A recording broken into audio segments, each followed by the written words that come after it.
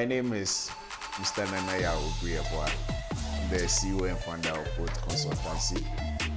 Oat Consultancy is made up of 3 companies: Mozo TV, Platinum Events, Production Africa, and Oat Experience. Today I'm privileged to be here to be a judge for Miss Zambia 2020 Business Pitch Challenge. And I'm looking forward to amazing concepts and ideas from the contestants. My name is Jito Kayumba. I'm an investment professional. I'm a partner at Kukula Capital. It's Zambia's pioneering venture capital firm, investing in numerous sectors across the country, in multiple businesses where we are shareholders. So we provide strategy, provide capital, we scale those businesses and try to catalyze the growth of the economic ecosystem in which these companies operate. So it's also a privilege for me to be here and obviously be a judge, looking at what's going to be presented, because ultimately what's being presented could eventually manifest into something that's quite interesting. So yeah, let's make it happen. Yeah. What are you looking out for? I think for me it's clarity. Okay. You know, business should not be overly complicated. Yeah. Somebody needs to understand their value proposition. That's, you know, what value are they creating? What are people going to be exchanging their hard-earned money for? You know, if you're selling apples, if you're selling fuel, if you're selling vehicles, whatever it is, people make a decision as to why they want to buy it from you in particular, as something that's differentiated from the rest of the market. Of course, understanding what problem are they solving. I think that's something we were chatting about earlier. That's a very important point. And then the other is execution. How do you bring it to market? You know, how do you position it? How do you price it? Is it financially viable? Because obviously, I mean, I don't expect them to build up a financial model, but they should be... At least we can't be too hard on them, considering they are a bit of materials. And but I'm looking forward to at least 2 or 3 topics which I see here. And I guess even the starting will be great, the waste management model. So we're looking forward to it.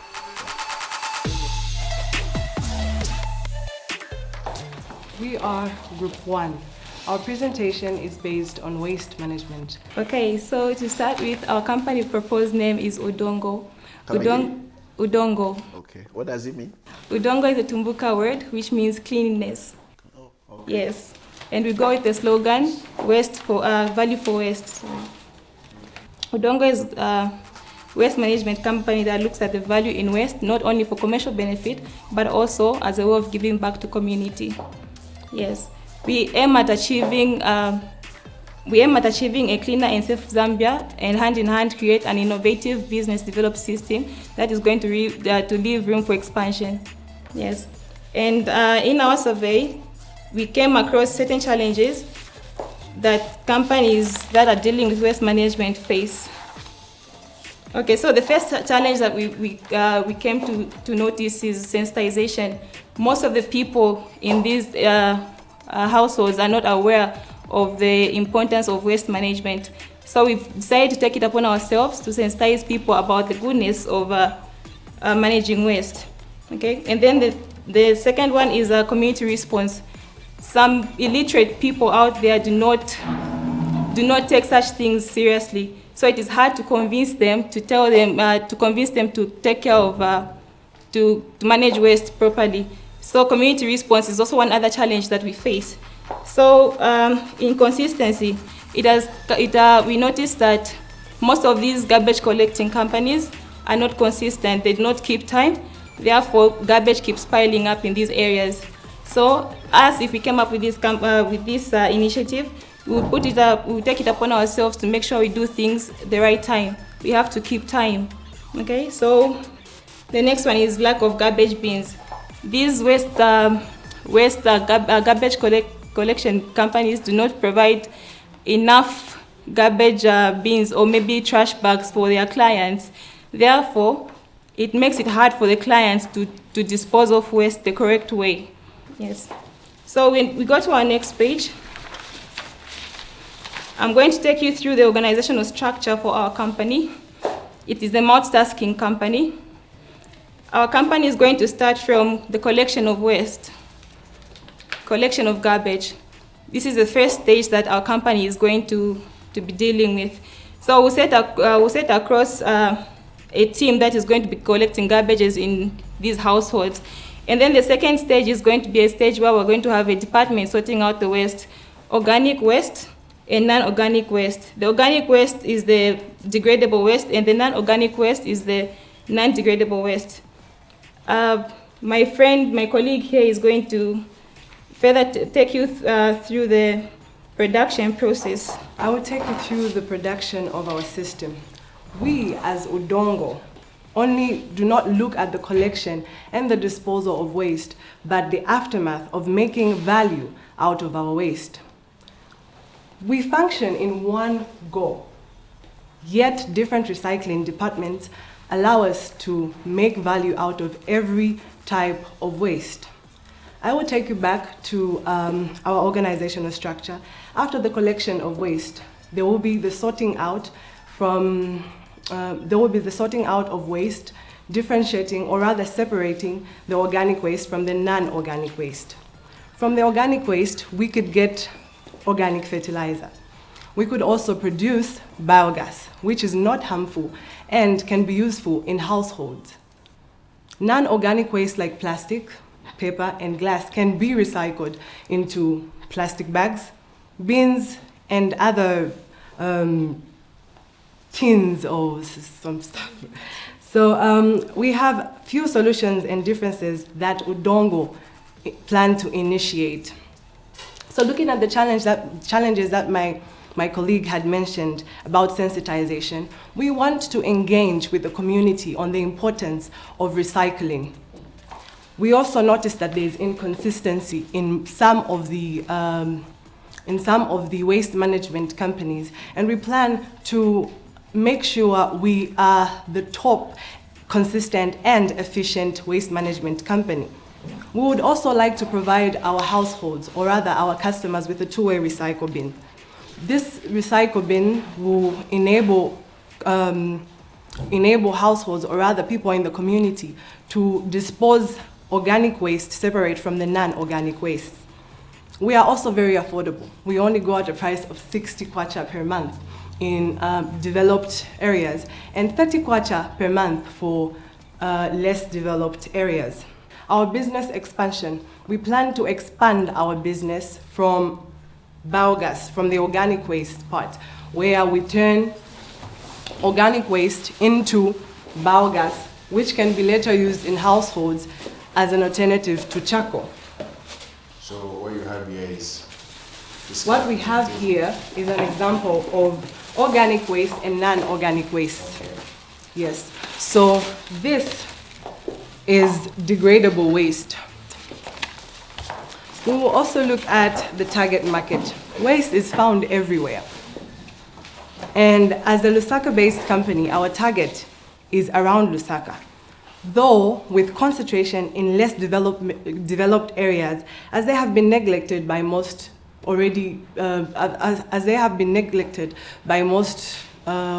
existing companies, because maybe they have the inability to pay the amount. They may have the inability to pay garbage collecting fees. Can I ask you a question? Are you aware that areas in these areas you mentioned are actually conceived in form of bid for companies to apply and win to collect garbage from those areas by the council? Are you aware? No. That may have slipped in part of our research. You all learning. Thank you very much. However, like she mentioned earlier, most of these people may not have enough money to pay for these garbage collecting companies. So as in return, they throw garbage anyhow, which is very harmful to their surrounding. Can I help you? Yes. Not as in helping you get your work done. This is a follow-up to the question I asked just recently. If that is the case, where these areas are put out for companies to bid for, to collect the garbage, don't you think it's ideally sensible, convenient-wise, for them to allow any company to pick my garbage if they can, instead of leaving it out to a company just restricted to take my garbage, who might not be taking it as at when it's convenient? Don't you think so? I do think so, actually. Sorry, I didn't get the question. So what I'm saying is that these areas, let's say this area, had been taxed by a company who won a bid to collect rubbish or garbage from this area. Conveniently, they are not giving their best.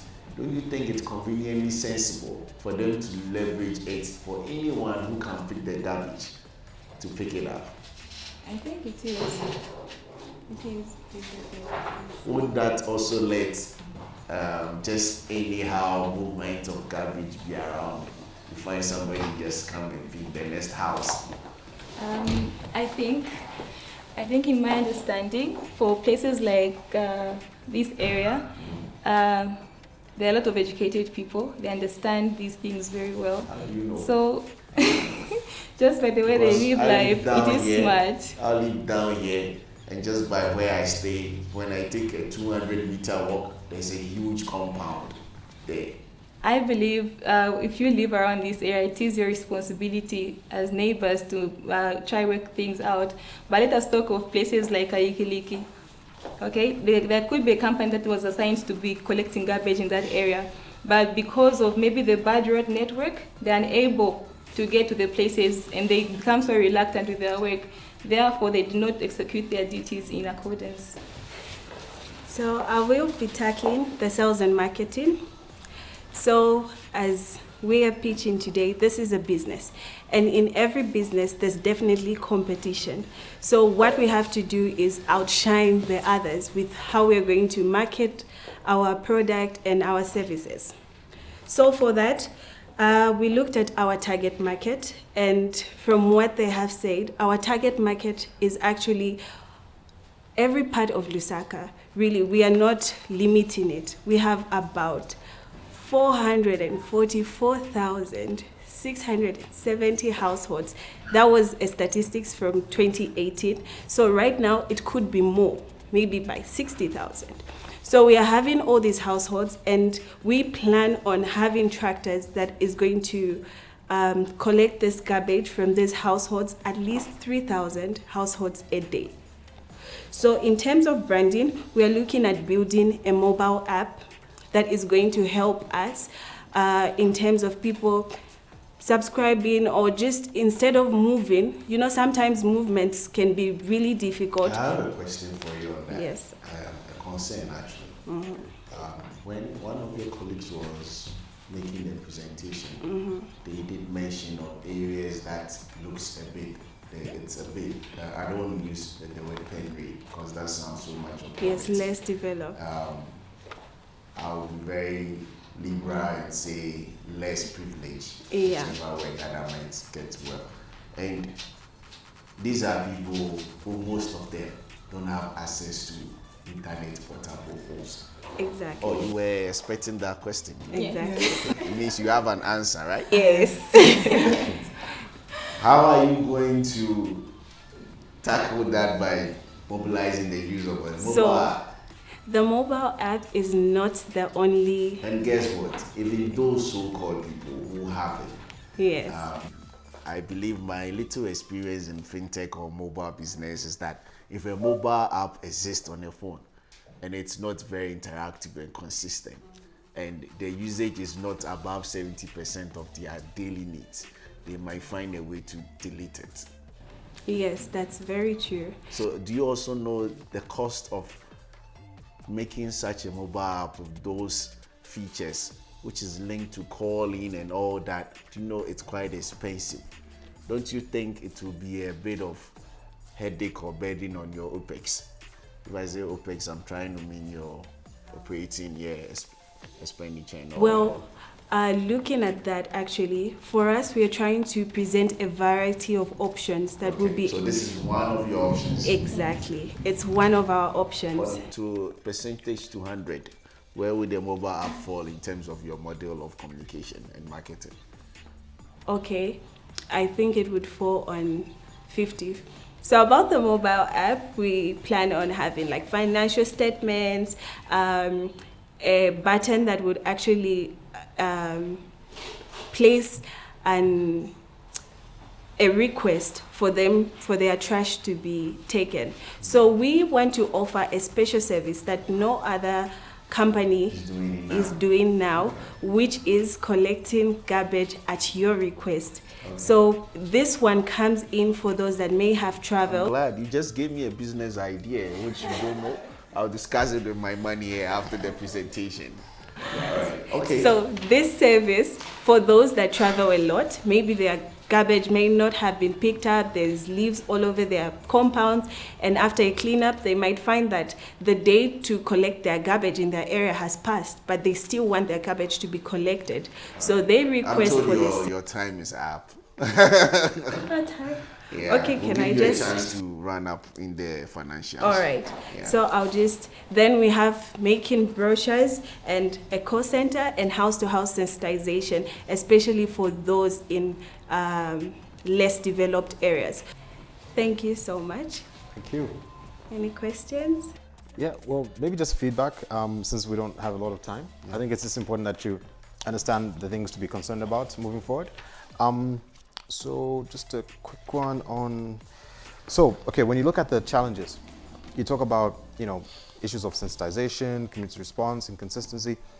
All these have a cost associated with them. Yes. When you are analyzing a business that you're getting into, look at your competition and why does the competition behave the way they do?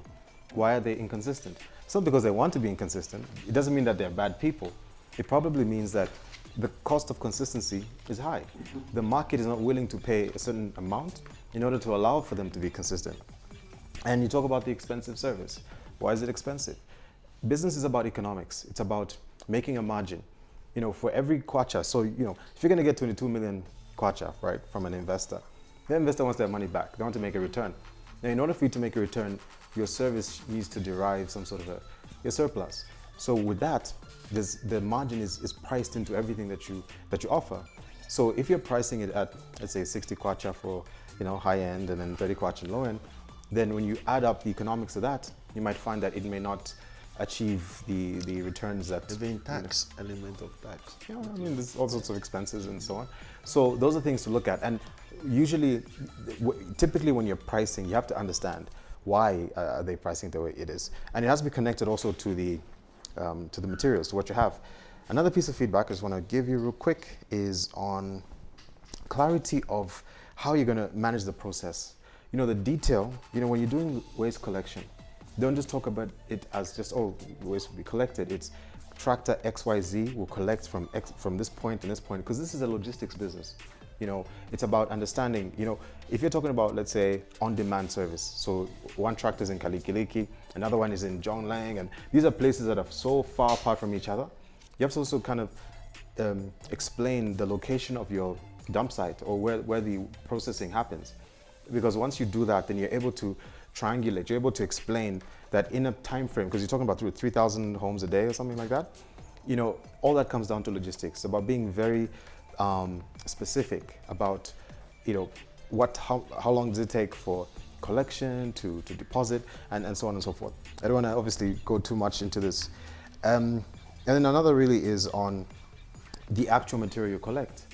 There's something that was said that, we can process, we can create fertilizer, biogas and so on. But you have to realize that when you're dealing with waste material, there's equipment that isolates certain things that you can't do too many things with certain raw material. So you have to be specific with what you're going to do. Is your main output fertilizer? Because if you're extracting fertilizer, you have to remember the ammonium in fertilizer is what is utilized in combustion, like in gas, right?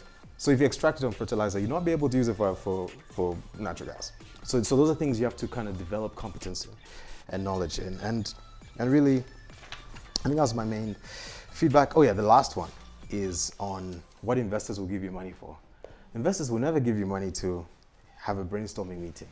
You don't have, put that. Investors only give you money to acquire the assets that enable your business to take off.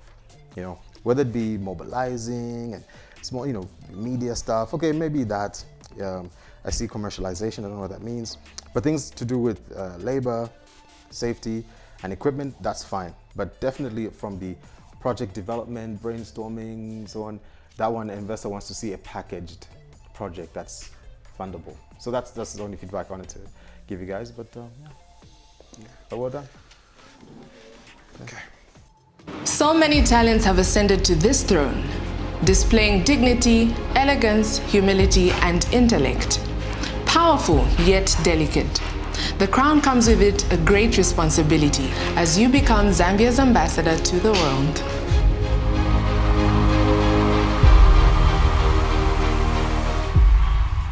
Wearing this crown is not about you.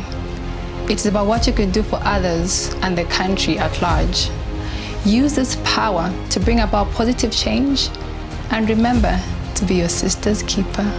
The search for the Miss Zambia is about finding a person who is both neutral, socially conscious, and for the promotion of Zambia, both at home and abroad.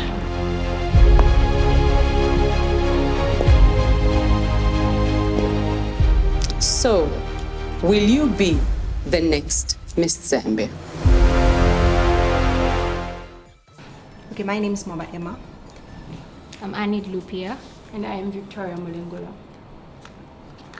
So we group 3, and then we're given a challenge, and then our challenge was to do energy. So we looked into energy, and we're trying to figure out ways and means on how we can fix the problem that we're currently facing as Zambians, which is load shedding. So we looked at so many different things, and we came to a conclusion that we would do solar. But before I could talk about the solar, I would want to talk about the natural sources that we have. We have light, we have earth, and we also have wind. But looking at the high percentage we have in light energy, so we decided to do solar. Allow me to introduce to you our company name, AVIC. It is a combination of the founder's first name, which is Annette, Victoria, and Emma. And then the E and C stand for energy and company. So as a Zambian power company, we want to do design, supply, and also manufacture. So after doing so much research about solar, because we know there are other companies that do solar, so after doing so many researches, we actually came to a conclusion and to an understanding as strong women here. We wanted to have something that would be different and outstanding. So we said, we're gonna also deal with manufacturing, which is one of the things that solar companies here in Zambia don't offer. We did our research very well, and we found out that there is no company in solar that offers manufacturing. So,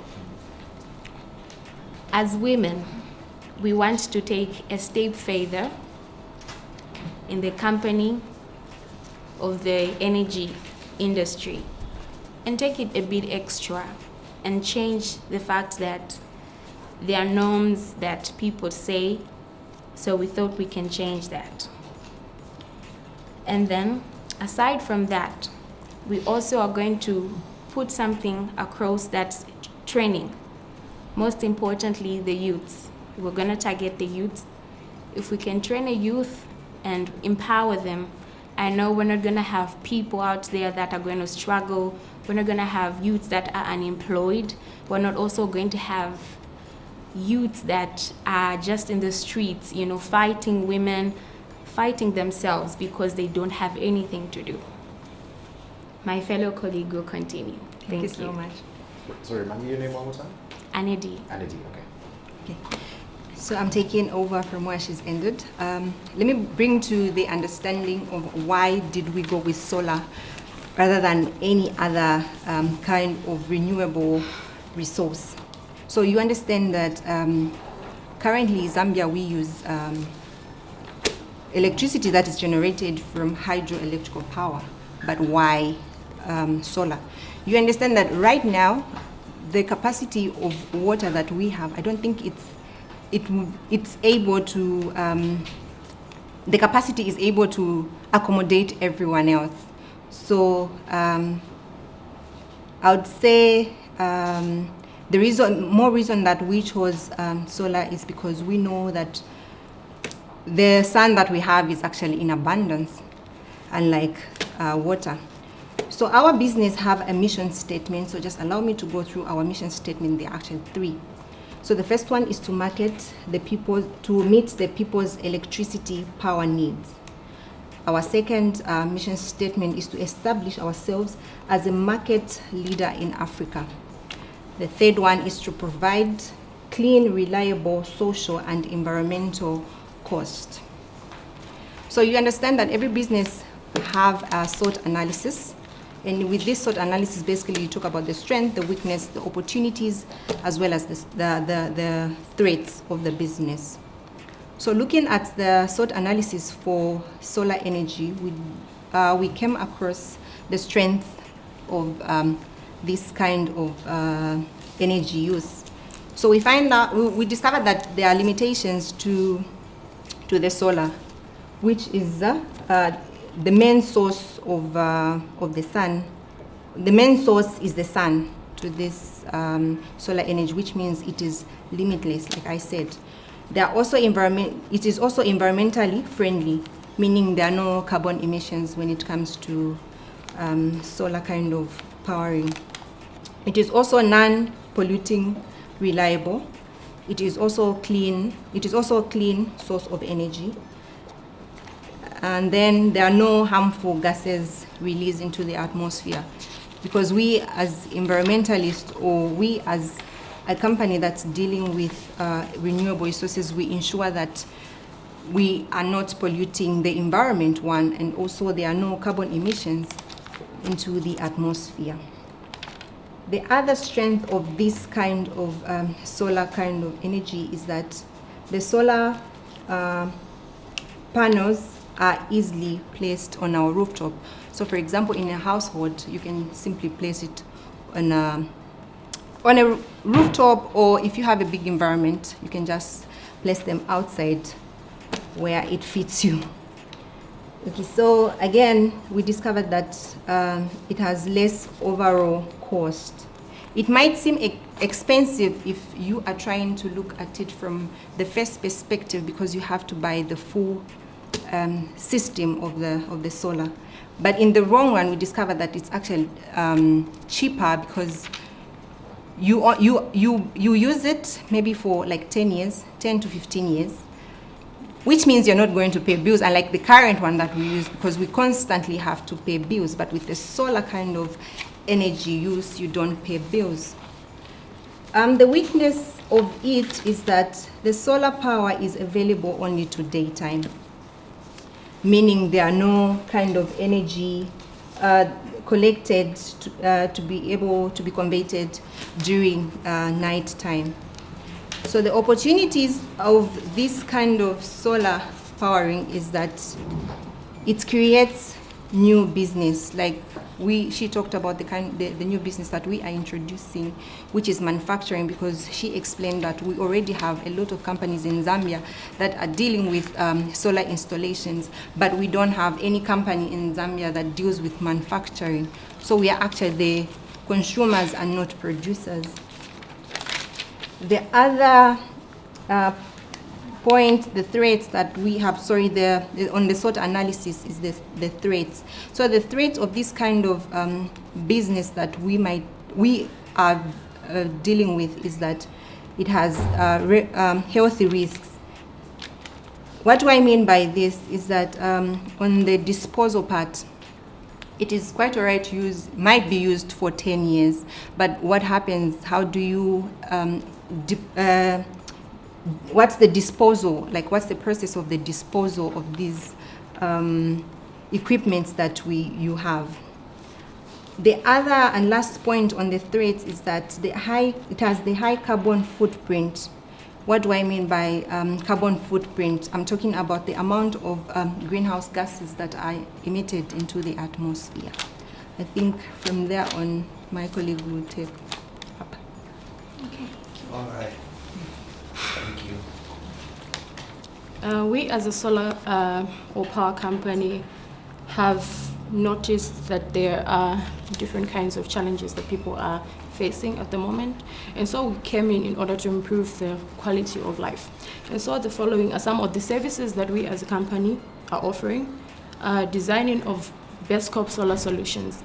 So in the sense that a company, or by the way, since solar is a source from a renewable source, it can replenish itself, and in that case we don't really have to worry much about the source. And so the first service is designing of best scope solar solutions, in the sense that a company or an individual consumer wants a certain design to be made for them. We kind of give them the desired design as a solar production company.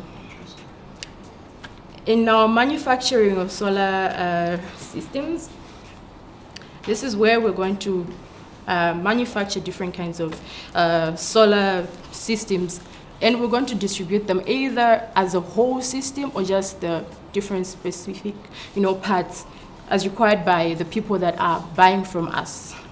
And other than this service of, or another point I would put under manufacturing is in the sense of disposal, as we give these services and the consumer wants to dispose of the battery because it's no longer working, we as a company would go in and would ask the consumers maybe to bring them back to us, and so we can recycle and reuse them instead of them being disposed of and being a hazardous activity in the community. And so we also offer solar installation. In the case that the consumer wants to install their own solar panel or solar system, we come in and we monitor them. We monitor their process of installation, and also we service them, or we teach them on how they can go about maintaining their solar system by maybe just cleaning the panels, checking if the battery is still working, and of course we'll give them a time limit to say, in the sense of disposal, we'll give them a time limit to say, in this period of time, we are going to come through and collect this particular battery because it's no longer working. So, yeah. And also, we offer consultation services. The fourth service is solar installation training. This is an initiative we came or put across because of the number. Less than 2 minutes. Okay. Because of the number of youths that have got nothing to do. And if we implement this solution or put this solution into play, I think we're going to reduce the number of youths that are laying around without jobs. So we are creating jobs in this case. And some of the products we are giving are solar panels, accessories, deep recycle batteries, inverters, mounting structures, solar water pumps, solar controllers, charging controllers. And our target market as AFIC Solar Services is, we've seen that ZESCO in urban areas is powering about 45% of the entire 17 or above 17 million population, and we would want to come in and maybe increase the percentage at which power is being provided because of the high number of people or the high demand of power. And